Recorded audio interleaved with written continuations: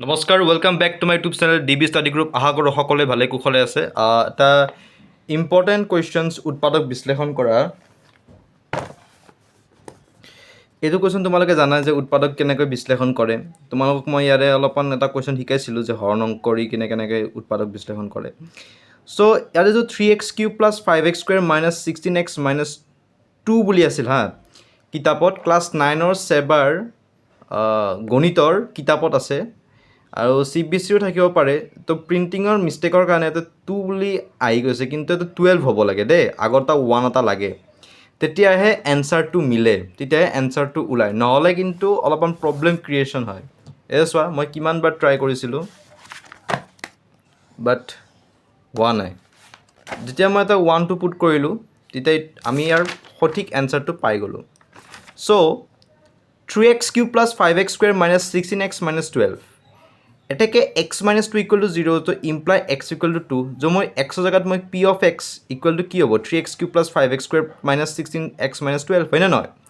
so मैं x जगत 2 बाव पड़ो तो 3 into 2 whole cube plus 5 into 2 whole square minus 16 into 2 minus 12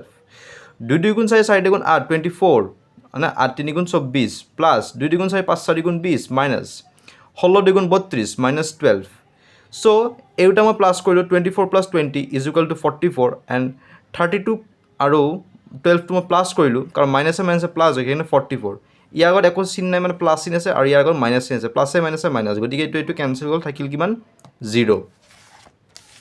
তাৰ মানে x - 2 ৰে p of x ক বিভাজ্য হয় এতিয়া মই x - 2 ৰে কাক ডিভাইড কৰিম এই সংখ্যাটোক ডিভাইড কৰিম নকৰিম 3x cube plus 5x square minus 16x minus 12 কৰিম নে সো x ৰে 3x কিউব কিমান যাব 3x square into x cube 3x cube হয় না 3x square into x equal to 3x cube plus plus minus হ'ল দুটা ক্যান্সেল মাইনাসে প্লাসে মাইনাস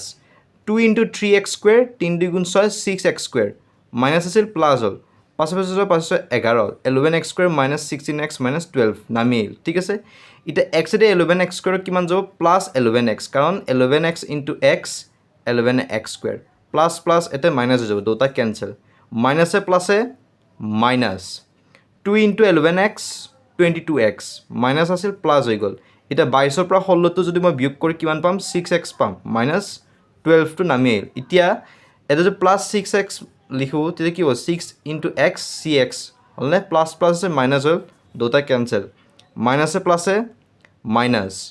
2 ইনটু 6 6 2 গুণ 12 মাইনাস মাইনাসে প্লাস হ'ল দুটা ক্যান্সেল থাকিল 0 হলনে এটা সোয়া তো কি ওলাল x - 2 আৰু ইফালে 3x square plus 11x plus 6 তো আমি এনেকৈ লিখিম x - 2 হ'ল 3x square plus 11x plus 6 হ'ল এটা x - 2 এনেকৈ লিখিলো এতিয়া সোয়া 3 তো 6 লগত পূৰণ 6 3 গুণ 18 হলনে এটা মই তাক ছুটি হৰণ কৰিম 2 9 গুণ 18 3 3 গুণ 9 কোনোটা সংখ্যা যোগ কৰিলে আমি 11 পাম আৰু পূৰণ কৰিলে আমি 18 পাম সোয়া 3 3 গুণ 9 9 লগত যদি মই 2 যোগ কৰো কিমান পাও 11 পাও আৰু পূৰণ কৰিলে মই কিমান পাও 18 পাও সো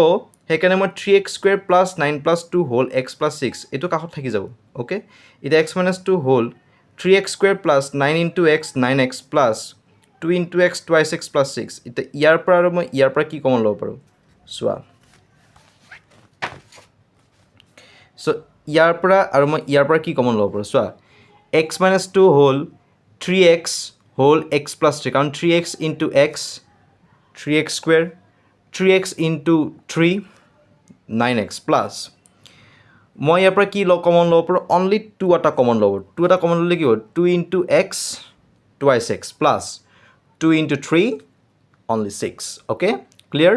এটো x plus 3 আছে এটো x plus 3 আছে এটা দুটা কমন গতিকে আমি x - 2 whole x plus 3 whole লিখিম আৰু ইফালে কি আছে 3x আছে আৰু plus 2 আছে তো 3x plus 2 হোল লিখিম